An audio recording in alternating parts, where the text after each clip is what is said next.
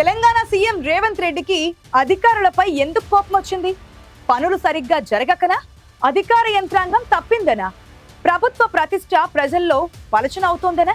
పదే పదే మంత్రులు అధికారుల మధ్య సమన్వయం కొరవడం వల్లే సమస్యలు తలెత్తుతున్నాయనా? ఏ విషయంలో సీఎం అధికారులకు వార్నింగ్ ఇచ్చారు? ఇది దేనికి సంకేతం?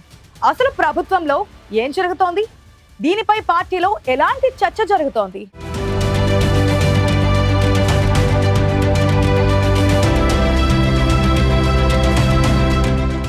సాఫ్ట్ గానే వెళుతున్న తెలంగాణ సీఎం రేవంత్ రెడ్డి ఎప్పుడూ ఎవరిపై విరుచుకుపడతారో తెలియదు. అప్పుడప్పుడు అందరితో ఓపెన్ గా మాట్లాడుతుంటారు. ఆలోచనాత్మకంగా ఆచితూచి నిర్ణయాలు తీసుకుంటారు. ప్రతిపక్షాలపై మాత్రం సమయం సందర్భం చూసుకుని విమర్శలు గుప్పిస్తారు.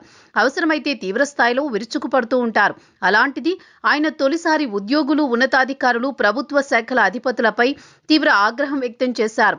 ఈ పరిణామంతో ఉన్నతాధికారుల నుంచి ఉద్యోగుల దాకా అంతా ఉలిక్కిపడ్డారు. మరి ముఖ్యమంత్రి ఆగ్రహానికి కారణం ఏంటంటే తాను స్వయంగా చెప్పిన పనులను కూడా అధికారులు సీరియస్ గా తీసుకోకపోవడమే. సీఎం చెబితే కాకపోవడం ఏంటని ఆశ్చర్యంగా ఉన్నా అదే జరుగుతోంది. ఈ విషయాన్ని స్వయానా సీఎం రేవంత్ రెడ్డే చెప్పారు.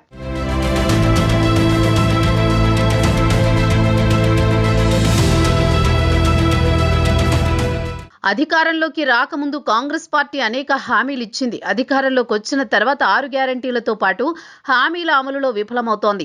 ఆర్థిక పరిస్థితి సహకరించకపోయినా ఏదోలా ప్రజల్లో అసంతృప్తి లేకుండా చూసుకుందామంటే ఏదో రూపంలో అడ్డంకులు ఎదురవుతున్నాయి. పాలనలో ఒడిదుడుకులు ఎదురు కావడానికి అధికార యంత్రాంగం ప్రభుత్వానికి సరిగా సహకరించకపోవడమే కారణమని అసంతృప్తితో ఉన్నారట సీఎం రేవంత్. గత ముఖ్యమంత్రి కేసీఆర్ సెక్రటేరియట్ కి తరచూ రాకపోయినా ఆయన ఆలోచనలు మాత్రం రాకెట్ స్పీడ్తో అమలయ్యేవి. ఆ పథకాల ఫలాలు వెంటనే ప్రజలకు కనిపించి ప్రభుత్వానికి మంచి పేరు వచ్చేది. కానీ కాంగ్రెస్ సర్కారు విషయంలో ఎందుకో ఆ స్పీడు తగ్గిందన్న అభిప్రాయం ఉంది. ప్రభుత్వం అధికారంలోకి వచ్చి 2.5 ఏళ్లు కావస్తున్నా అనుకున్న ఏ పని సజావుగా జరగడం లేదనే ఆవేదనలో సీఎం రేవంత్ ఉన్నట్టు అర్థమవుతోంది.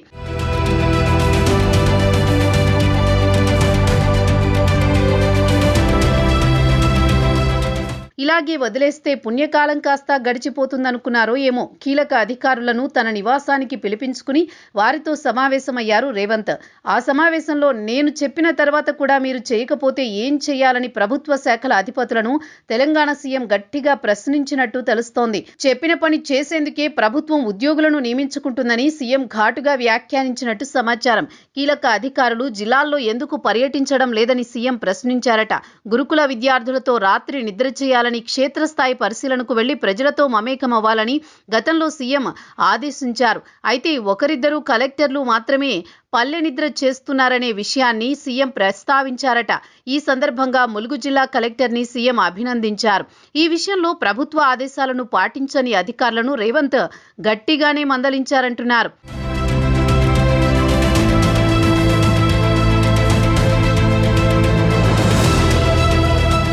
అధికార యంత్రాంగం విఫలమైతే ప్రభుత్వ పాలనపై ప్రభావం చూపుతుంది. అందుకే ఇక లాభం లేదని కొరడా జులిపించేందుకు సిద్ధమయ్యారట సీఎం. ఎన్నిసార్లు చెప్పినా వినని అధికారులపై చర్యలు తీసుకోవాలని ప్రభుత్వ ప్రధాన కార్యదర్శిని ఆదేశించారు. ప్రతి పనిని రికార్డు చేయాలని, ఇంకా తడబాట్లు పనికి రావని సూచించారు. ప్రభుత్వం అనేక కార్యక్రమాలు చేస్తోందని, కానీ వాటిని ప్రజల్లోకి తీసుకువెళ్లడంలో అధికార యంత్రాంగం నిర్లక్ష్యం వహిస్తోందని అధికారుల సమక్షంలో అసంతృప్తి వ్యక్తం చేశారట సీఎం రేవంత్ రెడ్డి. వ్యయ ప్రయాసల కోర్చి ప్రభుత్వం చేస్తున్న పనులను అధికారులు పట్టించుకోకపోతే ఇక తానే తిరగాల్సి వస్తుందని హెచ్చరించారట. కార్యక్రమాల నిర్వహణ, రికార్డుల నమోదు కూడా అధికారుల బాధ్యతే అని చెప్పేశారట. ప్రతి నెల చివరి వారంలో పథకాల అమలు, పనుల పురోగతిపై తనకు నివేదికలు పంపాలని ఉన్నతాధికారులను ఆదేశించారు తెలంగాణ సీఎం.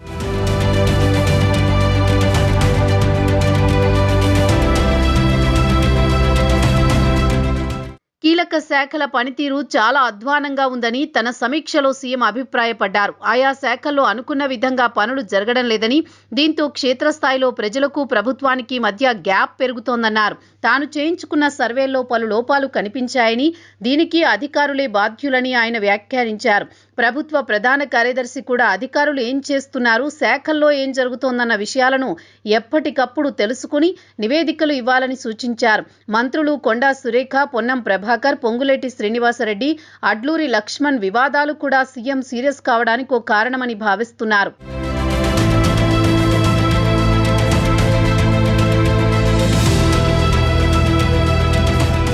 కొండా సురేఖ వ్యక్తిగత కార్యదర్శి వ్యవహారం ఇటీవల కాలంలో తెలంగాణ ప్రభుత్వానికి తలనొప్పిగా మారింది. తొలిసారి ప్రభుత్వం మంత్రి అనుమతి లేకుండా ఆమె శాఖ అధికారిని టెర్మినేట్ చేసే పరిస్థితి వచ్చింది. అటు అడ్లూరి లక్ష్మణ్, పొన్నం ప్రభాకర్ మధ్య వివాదం కులరంగు పులుముకునే దాకా వెళ్లింది. ఉమ్మడి వరంగల్ జిల్లాలో నేతల మధ్య సమన్వయం కొరవడింది. పొంగులేటి శ్రీనివాసరెడ్డిని టార్గెట్ చేస్తూ కొండా కుటుంబం మాట్లాడడం కూడా ప్రభుత్వానికి ఇబ్బందికరంగా మారడంతో అసహనంతో ఉన్నారట సీఎం. ఉద్యోగులను మంత్రులు నమ్మకపోవడం, మంత్రులను ఉద్యోగులు కాన్ఫిడెన్స్ లోకి తీసుకోకపోవడంతోనే అసలు సమస్య తలెత్తుతోందని అనుకుంటున్నారు. అధికార యంత్రాంగానికి ప్రభుత్వానికి మధ్య సమన్వయం లేకపోవడం సమస్యకు దారి తీస్తోందని అంటున్నారు.